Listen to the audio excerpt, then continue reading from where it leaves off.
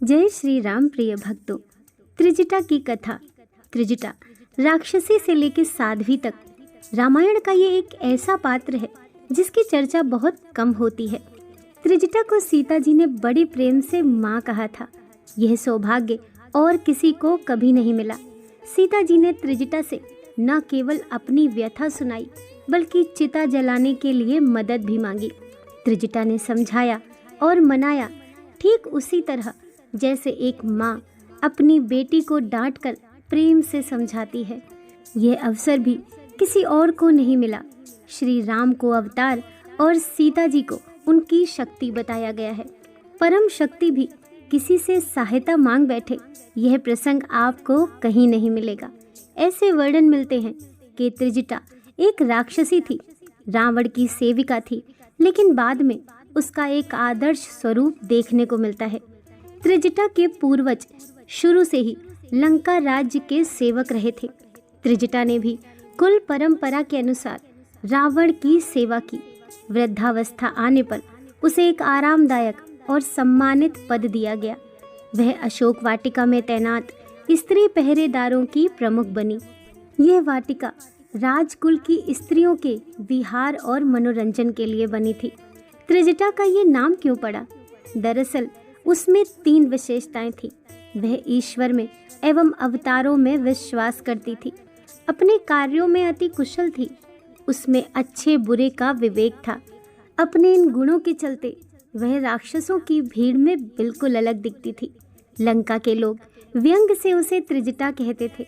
राजकुमार विभीषण का प्रगाढ़ स्नेह उन पर था, अतः परिहास में उन्हें विभीषण की पुत्री भी कहा जाता था। अब एक दिलचस्प बात है, लंका में ऐसे लोगों की संख्या कम नहीं थी जो रावण से नाराज थे।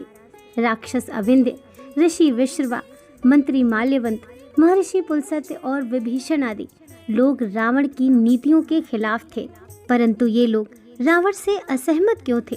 क्योंकि रावण शक्ति के मद में पूरे विश्व से शत्रुता करता जा रहा था।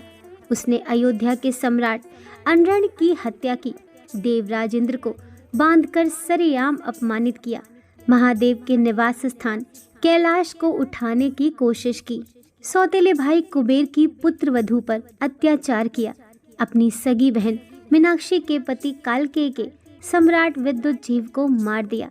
रावण को यह सनक थी कि वह संसार की हर अद्वितीय वस्तु को लंका लाएगा। अपने पति की मृत्यु से विचलित उसकी बहन मीनाक्षी ने किसी को आधार बनाकर उसे सबक सिखाने की सोची।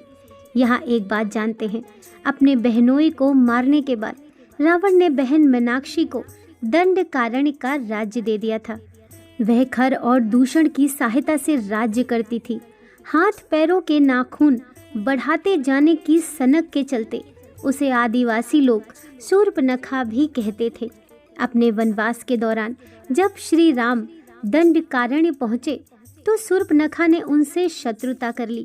युद्ध हुआ, खर दूषण मारे गए। अब मौका मिल चुका था। वह लंका पहुंची। भरे राज्य दरबार में रोने धोने और रावण को फटकारने के बाद कहा, सीता सभी गुणों में एक अनन्य स्त्री है। ऐसा लगता है जैसे उसे खुद विधाता ने गढ़ा है। वह करोड़ों नारी रत्नों से भी बढ़कर है। उसे रावण के पास लंका में ही होना चाहिए। रावण की मति मारी गई। सीता जी का हरण हुआ। उन्हें अशोक वाटिका में रखा गया जो अंतःपुर का ही एक हिस्सा थी। अब यहाँ से त्रिजटा की भूमिका शुरू होती है। त्रिजटा ने 3 स्तरों पर अपने कार्य किए। सबसे पहले तो उसने श्री राम की पत्नी और अयोध्या की महारानी जनक नंदिनी सीता को लंका की स्थिति समझाई। उन्हें एक विधान के बारे में बताया। दरअसल पुत्र वधू पर अत्याचार के बाद महर्षि पुलस्त्य, विश्रवा और नल कुबेर ने एक श्राप रूपी विधान बनाया था। इसके अनुसार रावण किसी स्त्री की अनुमति लिए बिना उसे नहीं अपना सकता था। त्रिजटा ने सीता जी से कहा कि वे किसी भी तरह के दबाव या डर में ना आएं, क्योंकि ये विधान उनकी रक्षा करेगा। उसने अन्य प्रहरियों को भी सीता को परेशान करने से रोका। दूसरे स्तर पर त्रिजटा ने विभीषण, अविंध्य आदि प्रभावशाली लोगों को इसकी सूचना दी। अविंध्य उन्हें श्री राम के बारे में समाचार भेजते थे। उन्होंने ही त्रिजटा को श्री राम और सुग्रीव की मित्रता के बारे में बताया। इन समाचारों से वे सीता का मनोबल बनाए रखती थी। तीसरे स्तर पर उन्होंने राजकुल की स्त्रियों को विश्वास में लिया। उन्हें बताया कि सीता जी अयोध्या नरेश राम की पत्नी और मिथिला के सम्राट जनक की पुत्री हैं। ऐसी स्त्री का हरण विनाशकारी है। लंका की महारानी मंदोदरी ने सीता को छोड़ देने की सलाह अपने पति रावण को दी। मेघनाथ की पत्नी सुलोचना ने खुलकर सीता जी का समर्थन किया। रावण की चतुराई धरी रह गई। उसने बहुत गोपनीय ढंग से सीता हरण किया था, लेकिन सारी लंका जान गई। जल्दी ही हनुमान भी आ पहुँचे। अतुलित बल के धाम श्री रामचंद्र जी के दूत। विभीषण ने उन्हें अशोक वाटिका में जाने की युक्ति बताई। उस शाम को रावण भी वहां आया। धमकी दी, यदि 1 महीने तक सीता ने निर्णय नहीं किया तो वह उनका वध कर देगा। उसके जाने के बाद त्रिजटा ने सीता जी को अपना सपना सुनाया। श्री रामचरितमानस के अनुसार त्रिजटा ने कहा, सपने वानर लंका जारी, जात उधान सेना सब मारी। मतलब वानर ने लंका में आग लगाई है और राक्षस सेना को मारा है। अब एक सवाल लेते हैं, त्रिजटा ने ऐसा क्यों कहा? देखिए, इसे समझना बहुत ही सरल है। वे जानती थी कि राम के दूत जरूर आएंगे।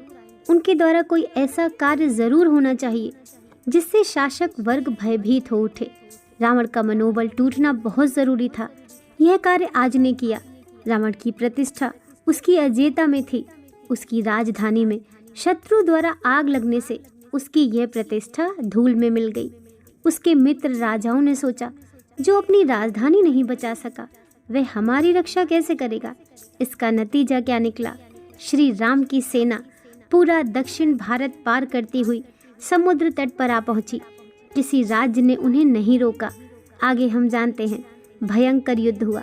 रावण ने जब पराजय होती देखी तो मनोवैज्ञानिक अस्त्र चलाया। एक नकली मस्तक बनवाया जिसका चेहरा हूबहू श्री राम के जैसा था। यह सिर अशोक वाटिका में माता सीता को भेजा गया। वह चाहता था कि निराश होकर सीता जी अपने प्राण दे दें। त्रिजटा ने रावण की माया भांप ली और सीता जी की रक्षा की। युद्ध का परिणाम धर्म की विजय में हुआ।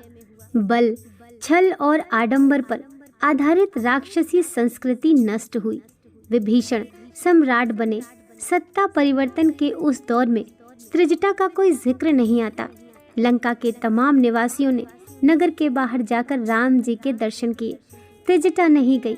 शायद वह इस बात से दुखित थी कि सीता जैसी सत्य स्वरूपा स्त्री को अग्नि परीक्षा देने हेतु कहा गया था। इसके बाद हमें कुछ स्पष्ट संकेत मिलते हैं। इससे पता चलता है कि त्रिजटा ने अपने आप को धर्म और अध्यात्म में लीन कर लिया। जो भी हो, माता सीता को त्रिजटा याद रही। एक कथा बताती है कि श्री राम और माता सीता उनसे मिलने हेतु लंका भी आए। त्रिजटा ने काशी में रहकर महादेव की भक्ति करने की इच्छा जताई। ऐसा ही हुआ। कहते हैं काशी में आज भी त्रिजटा का एक मंदिर है। यह मंदिर काशी विश्वनाथ के पास है। साल में एक दिन यहाँ त्रिजटा की विशेष पूजा होती है। सुहागिन स्त्रियों द्वारा यहाँ सब्जियाँ चढ़ाकर अपने सुहाग की मंगल कामना की जाती है। त्रिजटा की कथा बताती है कि परम शक्ति के साथ जुड़ाव और अच्छे लोगों की मदद करना कभी व्यर्थ नहीं जाता। माता सीता की मदद करके न केवल उसने अपने पूर्व जीवन का प्रायश्चित किया, बल्कि श्री राम की विजय में भी सहायक बनी। इस घटना ने लंकावासी राक्षसी त्रिजटा को काशीवासी साध्वी त्रिजटा में बदल दिया। दोस्तों, कहानी पसंद आई हो तो वीडियो को लाइक कीजिए, चैनल को सब्सक्राइब कीजिए। मिलते हैं नेक्स्ट वीडियो के साथ। जय श्री राम।